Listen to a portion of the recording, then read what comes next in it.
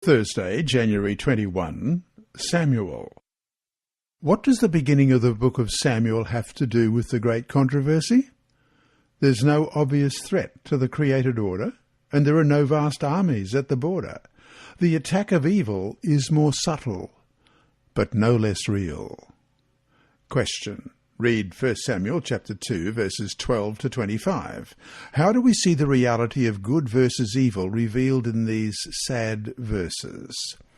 1 Samuel chapter 2, beginning at verse 12. Now the sons of Eli were corrupt. They did not know the Lord. And the priest's custom with the people was that when any man offered a sacrifice, the priest's servant would come with a three-pronged flesh hook in his hand while the meat was boiling. Then he would thrust it into the pan or kettle or cauldron or pot, and the priest would take for himself all that the flesh hook brought up. So they did in Shiloh to all the Israelites who came there. Also, before they burned the fat, the priest's servants would come and say to the man who sacrificed, "Give meat for roasting to the priests, for he will not take boiled meat from you, but raw." And if the man said to him, "They should really burn the fat first, then you may take as much as your heart desires," he would then answer him, "No, but you must give it now, and if not, I will take it by force." Therefore the sin of the young men was very great before the Lord, for men abhorred the offering of the Lord. But Samuel ministered before the Lord even as a child, wearing a linen ephod. Moreover, his mother used to make him a little robe and bring it to him year by year when she came up with her husband to offer the yearly sacrifice.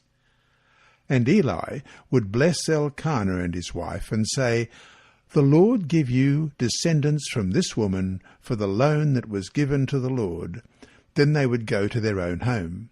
And the Lord visited Hannah so that she conceived and bore 3 sons and 2 daughters. Meanwhile, the child Samuel grew before the Lord. Now Eli was very old, and he heard everything his sons did to all Israel, and how they lay with women who assembled at the door of the tabernacle of meeting. So he said to them, "Why do you do such things? For I hear of your evil dealings from all the people. No, my sons, for it is not a good report that I hear. You make the Lord's people transgress. If one man sins against another, God will judge him.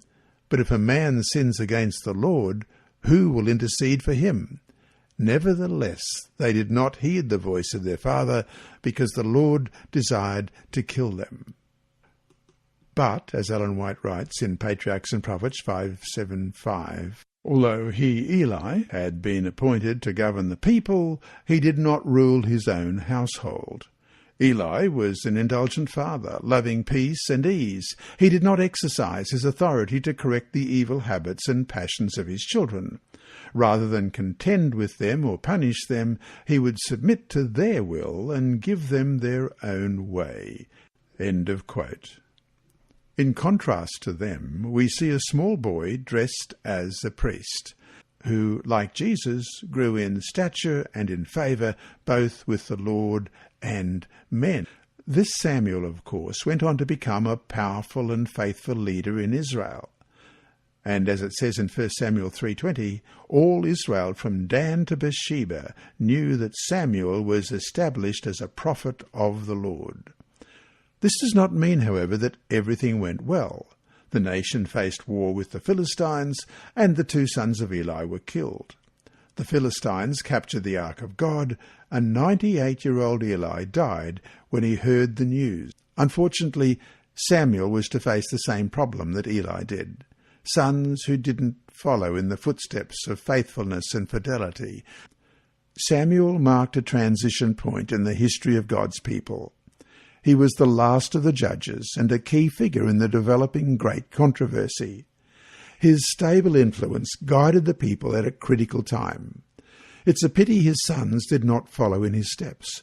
But God is not dependent on human dynasties. As a result of their apostasy, the elders demanded a king. Not the best move, as centuries of later history would reveal. So to finish today, no matter our own home life, good or bad, we are responsible for whom we serve in the great controversy. Whatever mistakes you may have made, Why must you always remember that today, now, is never too late to make it right with the Lord? Tomorrow might be too late, but not today.